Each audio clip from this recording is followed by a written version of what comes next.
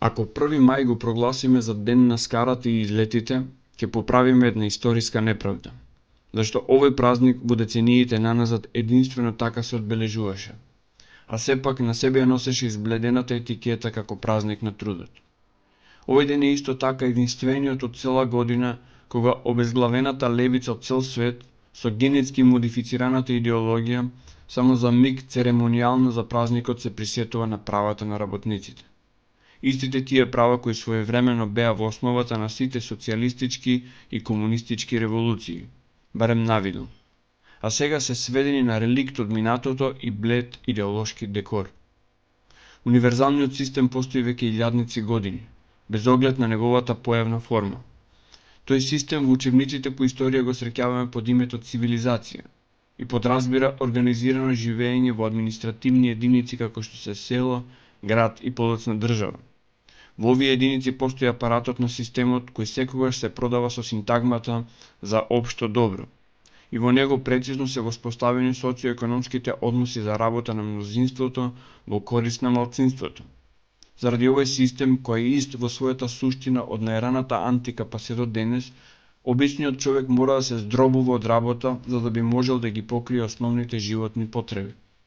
Ако тоа во антиката било како роб кој живее на ниво на свесно животно, денес економскиот систем така прецизно ни има програмирано за да мораме се поврзано со нашето робување да го организираме ние. Живеалиште, храна, енергија, облека.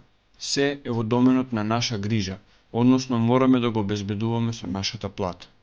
Наше е само оно што останува од платата во мигот кога ја земаме наредната. Со оглед на тоа што често таа сума е нула или во минус, робската состојба е сосем очигледна. Современиот систем така прецизно има испланирано финансиската моќ, односно немоќ на поединецот, што една работа од 8 часа е недоволно да ги покрие сиве овие трошоци. Решението е или своеволно повинување на дополнителна работа, или задолжување кај банките, што порано или подоцна пак ќе доведе до дополнителна работа. Имајќи оваа состојба во предвид, сваќаме колку универзалниот систем е измамнички. Тој на прв поглед правото на 8-часовно работно време ни го има гарантирано одамна, но правото на достоинствен живот од 8 часа работа е апстрактен концепт кој навидум не може да се вклопи во ниеден закон или одлука на политичарите. Политичарите, дали они од лево или од десно, се еден вид овчарски кучиња во универзалниот робовладетелски систем. Тие се лесни за корумпирање и со тоа уште полесни за манипулирање. Впрочем, за нив зборува во моето видео Политичари, каде аргументирано објаснував зошто политичарите се такви какви што се и зошто нивните одлуки немаат допир со реалноста. Она што е најпоразително е разочарувањето од оние политичари кои се поставуваат лево, особено од оние што се екстремно леви.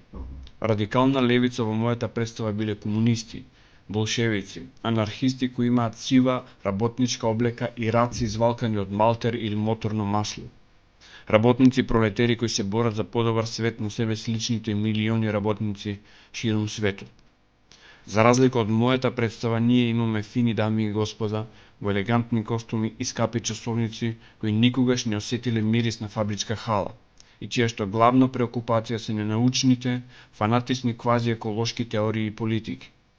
Тие политики во годините што се пред нас ќе значат губење на милиони работни места широм светот и зголемување на социјалната нееднаквост. Десните партии се подеднакво виновни.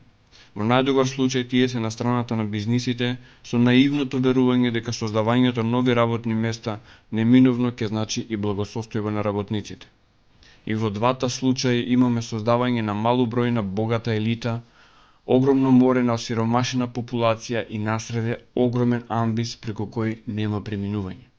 Да, апсурдно, но оној буржуарски концепт за средна класа беше најпристојното место за живење во минатото. Тој концепт одамна не постои.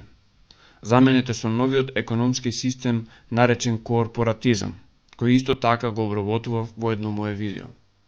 Корпоратизмот обстојува во секакви политички услови. Обстојува во демократската Америка, обстојува и во комунистичката Кина.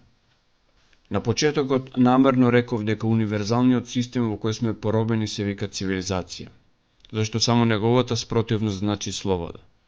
Вистинска слобода искусуваат оние луѓе што живееле или живеат во услови како домородните народи на сите континенти, така наречената родова заедница, каде секој по нешто подработува и придонесува за заедницата.